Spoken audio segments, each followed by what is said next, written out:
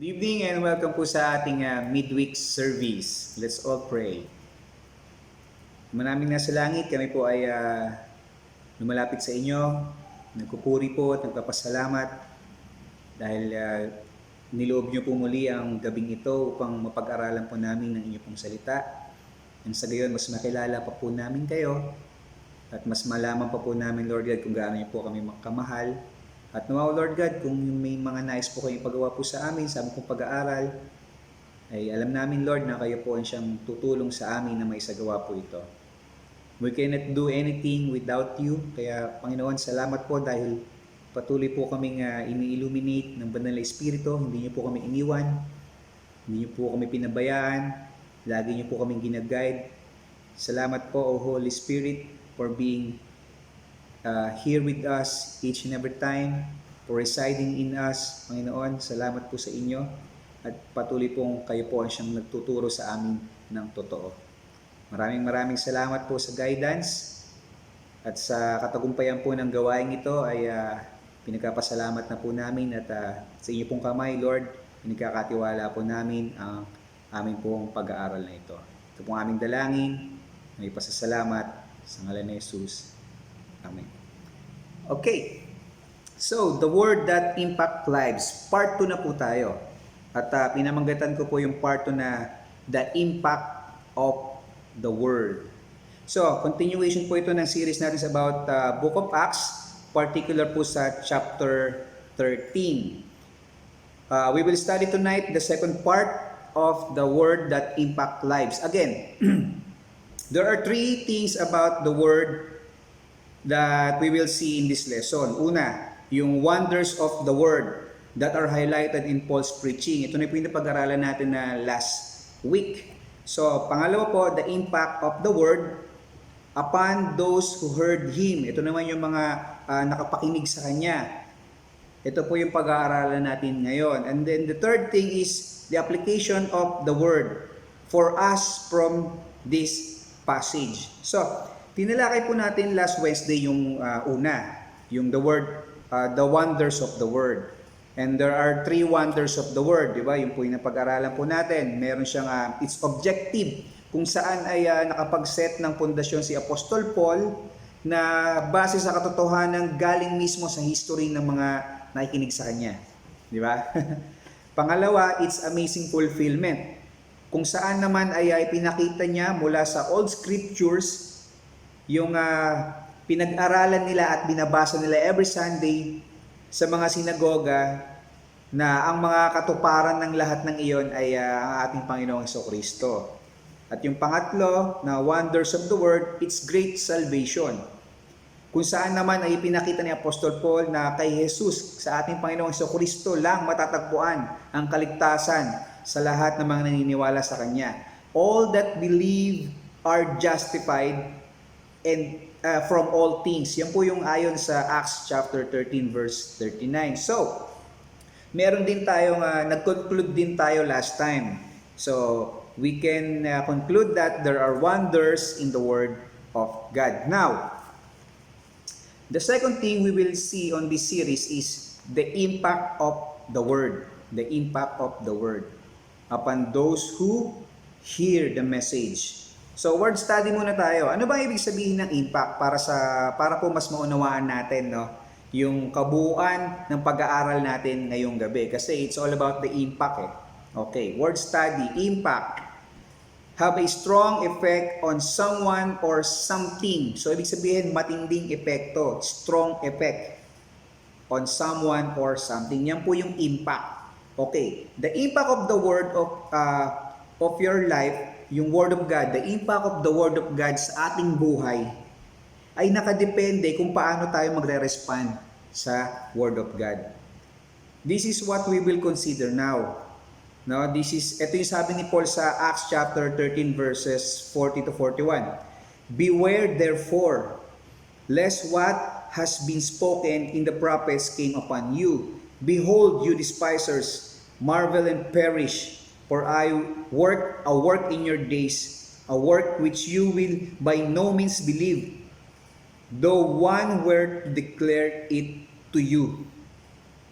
Tingnan niyo po here is a strong warning given to everyone dun sa synagogue about judgment they will gonna face if they will despise the word. No?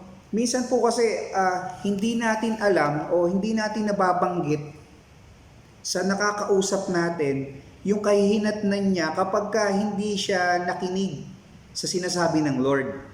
Lalo na pagdating sa salvation. Lalo po pagdating sa salvation. Minsan, ganito po minsan ang nangyari, hanggang John 3:16 lang sinishare natin.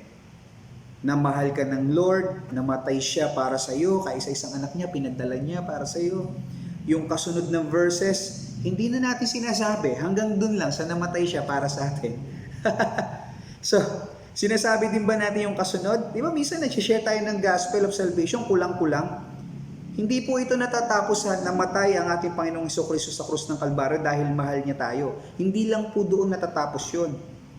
Huwag po natin doon tapusin. So, namatay po siya, inilibing, pagkalipas po 3 araw, muling nabuhay, tapos umakyat sa langit, at eto malapit na po siya ulit bumalik.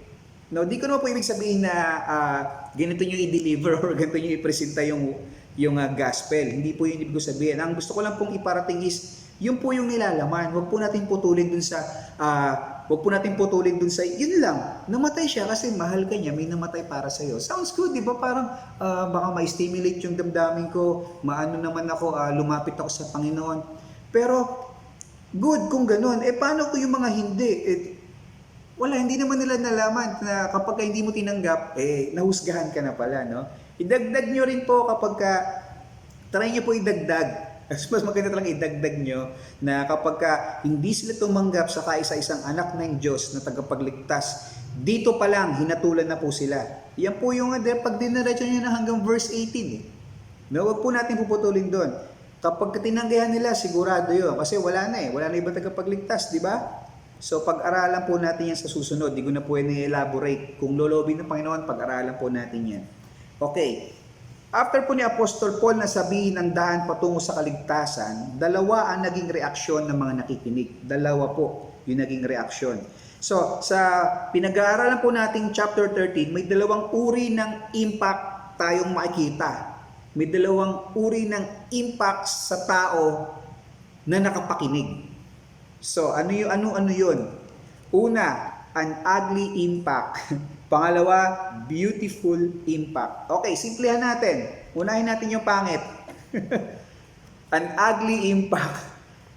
A strong warning is given to everyone in the synagogue about the judgment they will face if they despise the word that they just heard.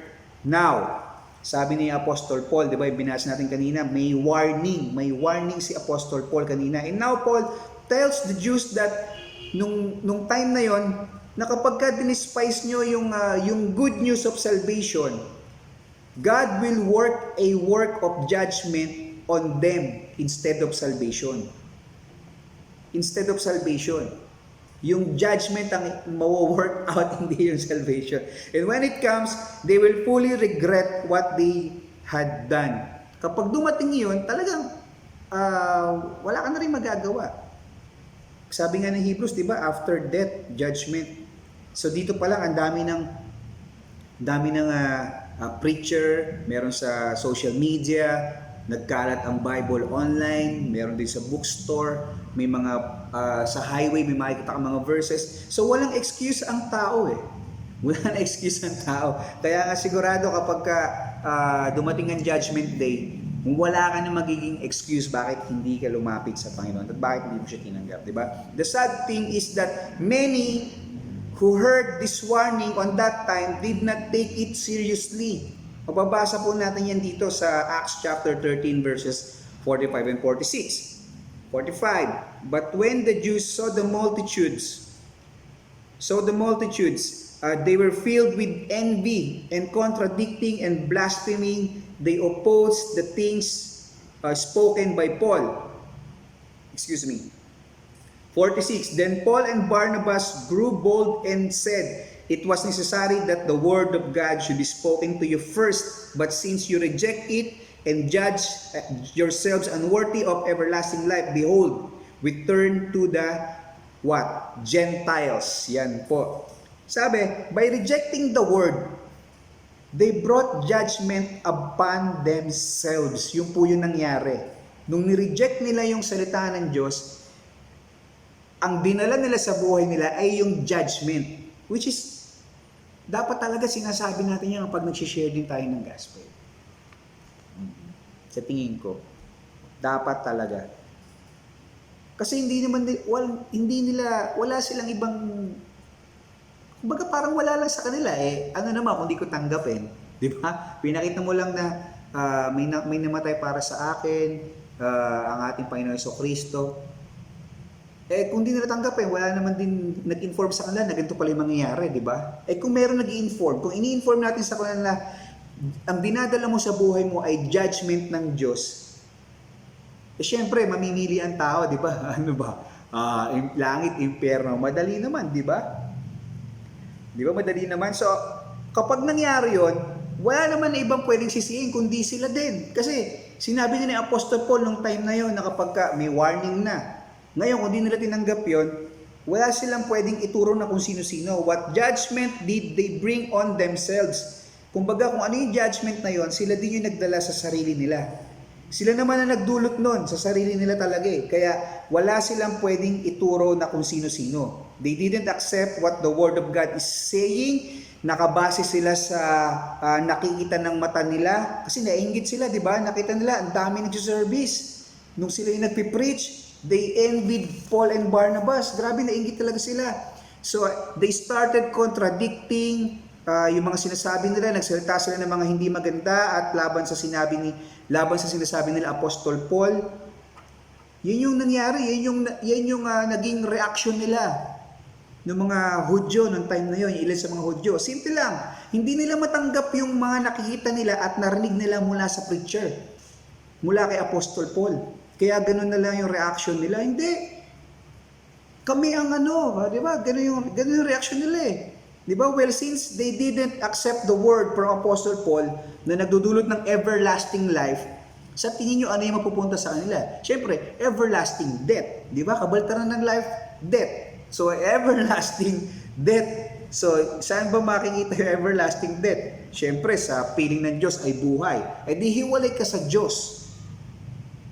Doon ka alam mo na, doon tayo sa impyerno kung sakaling magkaganon, di ba? So everyone today also needs to be warned that they will face this awful judgment because of their sins. Hindi, PM, hindi, Pastor. Sabi ng Lord, none shall perish, di ba? The Lord loves sinners and hates sins. Yan yung mga madalas sabihin, yan yung madalas nating marinig. Well, totoo naman yun. Pero, you must be informed that it is the sinners that will be cast out into eternal fire, not your sins. Ulitin ko po, you must be informed. Kailangan informed din tayo. Dapat alam din natin to, na ang mga makakasalanan ang ipapadala sa impyerno at hindi yung kasalanan mo. Okay. Every sins are nailed on the cross of Calvary. Every sins, lahat ng kasalanan nakapako na doon. No? Through the works of our Lord Jesus Christ, nakapako na doon. Every sins are nailed in the cross through the works of our Lord Jesus. But it doesn't mean na being a sinner that commits sins and hindi na tayo, wala tayong kasalanan. We are sin-free. Kasi pinako na daw lahat dun. So, ibig sabihin, wala na akong kasalanan. Hindi ibig sabihin, sin-free ka na. No? Masyadong mababaw ang pagkakaalam mo o pagkakilala mo sa ginawa ng Panginoong Jesucristo sa krus ng Kalbaryo. Hindi ganun. So, we must siksik natin sa isip natin na hindi yung kasalanan mo yung itatapon sa apoy ng impyerno, kundi sinners are cast out. Kumbaga sila yung ipatatapon sa tiyak na kapahamakan, doon sa hindi mamatay-matay na apoy. Yan. Tandaan nyo po yan. Kaya ako sinasabi nyo na Jesus loves sinners, correct. Pero correct din na ang sinners ang itatapon kapag ka nagpatuloy sila sa ganung klaseng pamumuhay at hindi sila tumanggap sa Panginoong Hesukristo at nagpatuloy sa pagbibigay ng kapurihan sa Diyos. So, if you do not want to prove yourselves unworthy of eternal life, do not reject the gospel message. Yun yung sabi sa atin ng Acts chapter 13 verse 45 na ginawa ng mga Hudyo. When the Jews saw the multitudes, they were filled with envy, inggit, and contradicting and blaspheming, they opposed the things spoken by Paul. So the Jews at that time, nireject nila yung message nila Apostle Paul at Barnabas kasi nainggit sila na nakita nila, grabe ang dami nag-church nung sila yung nagpipreach siya. Nung nakita nila yung multitudes coming to hear the gospel, they could not stand the idea na pati mga hentil makakatanggap na rin ng salvation, ng kaligtasan, ng grace and mercy from the Lord. Teka lang, hindi dapat kami lang yun, kami yung piniling bayan kaming mga Hudyo, kaming mga Israelita, kaming mga seeds of Abraham ang pinili.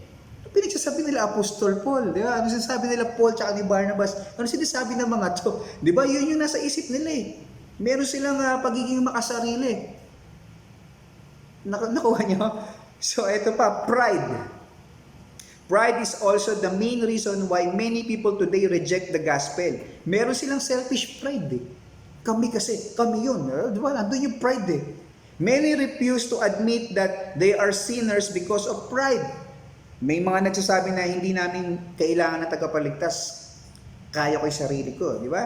Hindi totoo ang impyerno. May mga atheist, mga ganyan. Hindi sila naniniwala.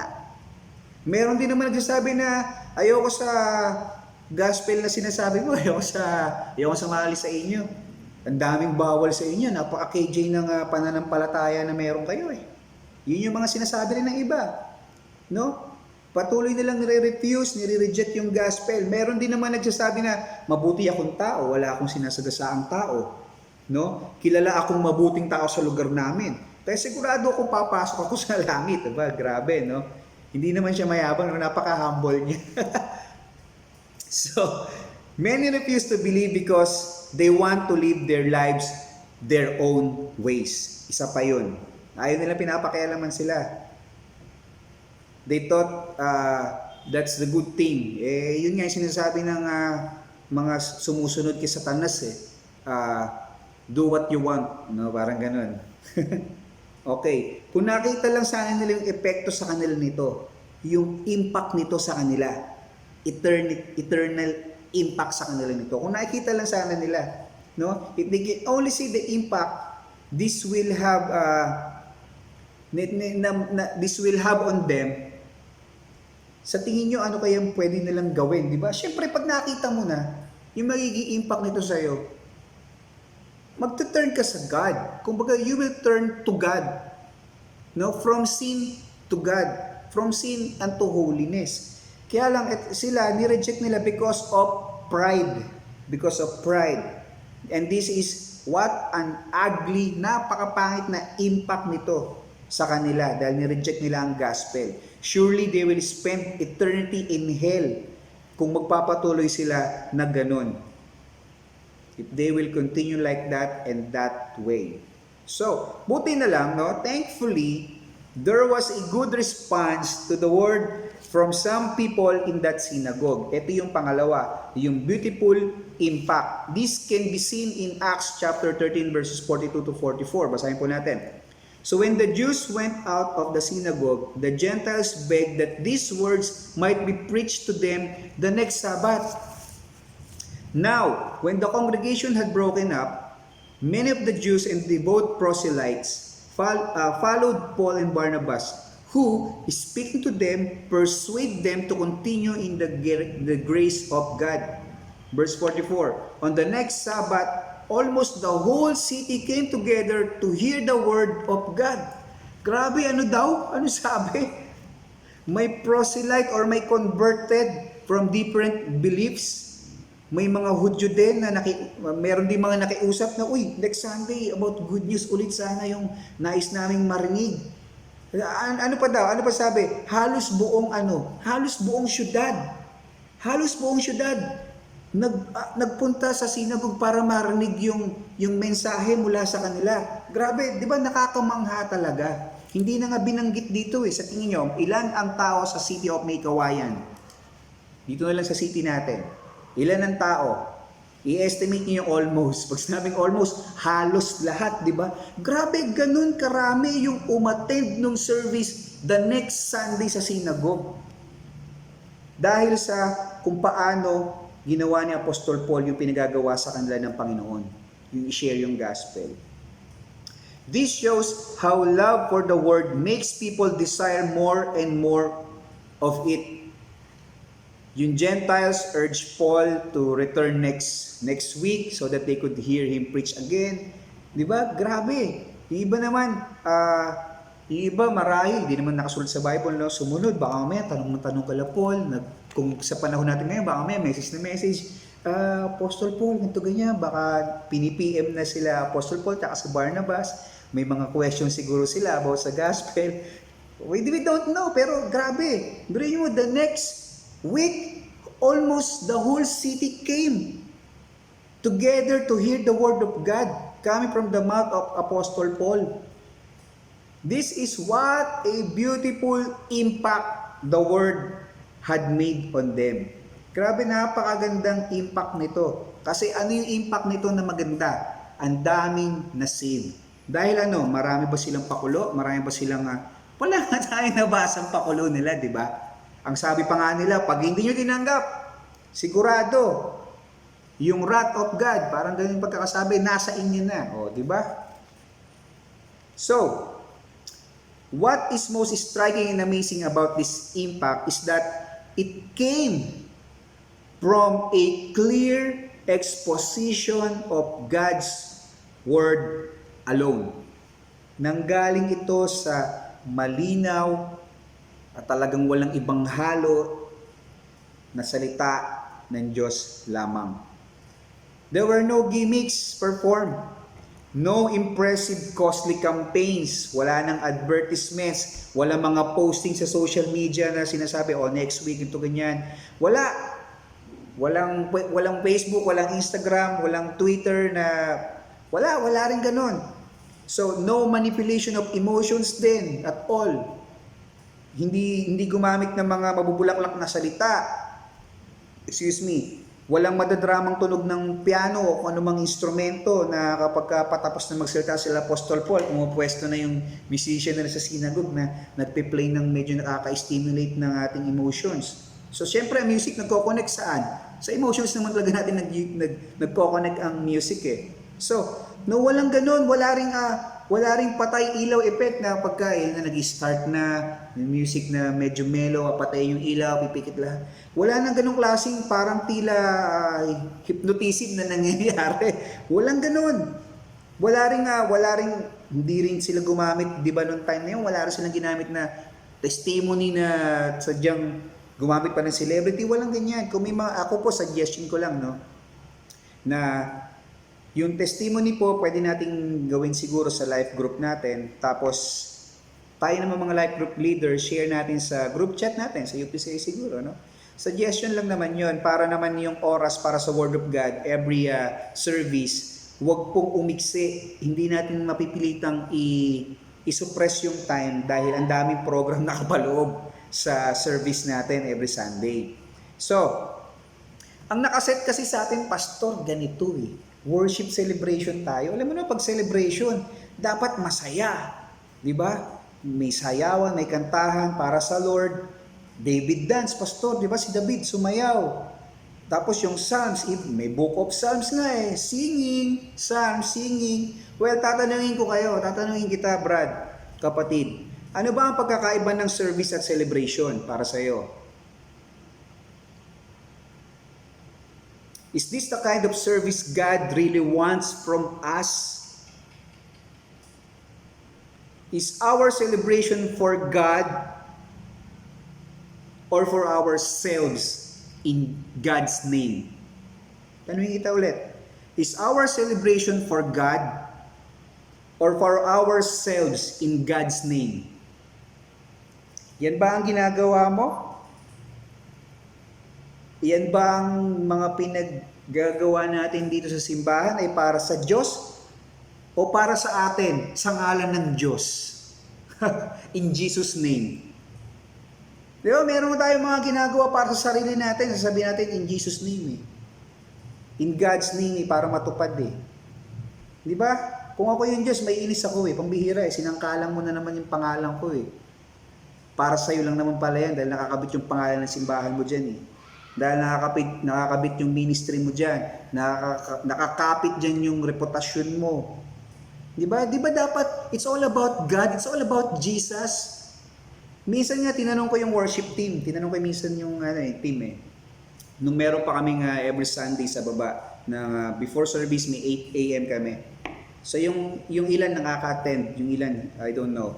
So minsan tinanong ko sila, sabi ko po sa kanila, if they can lead God's people without music. Tinanong ko yung worship team, if they can lead God's people without music. I told them that they are worship leaders, not just musicians. And being worship leaders, we are not limited to lead people in music alone. Because our lifestyle is worshiping God. So whether you eat, drink, or whatever you do as a disciple, you should worship God. And those things will bring glory in His name. And to His name. And you can lead people by your lifestyle. Yan po yung napag-aralan namin nung isa sa mga Sunday morning dito. Tinanong ko sila eh, kaya nyo bang mag-lead ng people without music? Kakanta. Singing is also part of the music. But still, paano ka mag-worship? Ang worship ba limitado sa music? Hindi po. Kaya po, ito rin po para sa mga worship team, member ng worship team. We can lead people, since we are leaders, gaya po na sinabi ko kanina, we can lead people by our lifestyle kasi tinitignan tayo ng tao bilang mga leader. Kahit anong husay mo tumugtog kumanta dito, pagdating sa labas, ay magaling lang talaga siya kumanta. Magaling lang talaga siya tumugtog, pero sablay pagdating sa harap ng Lord. Di ba? So we can lead by our lifestyle. So, the impact came purely from the power which God has invested in His own words. Yung magandang impact na yon talagang nagmumula, nanggagaling sa purong salita, purong kapangyarihan na nanggagaling sa salita ng Diyos. Kumbaga yung kapangyarihan, andun. Kumbaga hindi talaga babalik yung salita ng Diyos nang walang matinding impact eh. Meron at meron. So, if we want to see similar impact happening today, kung gusto natin makakita ng ganon, kung gusto po natin magkaroon ng mga ganitong klaseng impact, mga beautiful impact, matitinding impact sa buhay ng bawat isa, ito po yung kailangan natin gawin ayon sa napag-aralan po natin. We must have full confidence in God's Word to accomplish God's work. At hindi po yung conclusion natin for the night. So, always remember mga kapatid, this is a service to God, not to ourselves. We must be ready to apply the Word in every situation.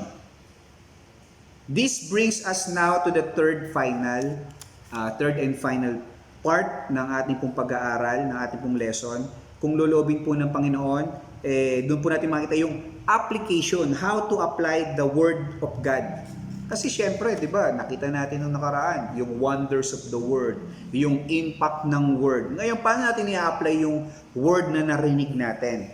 So, kung lulobin po ng ating Panginoon, next meeting po, next midweek service, tayo pong lahat ay magkita-kita muli. Let's pray.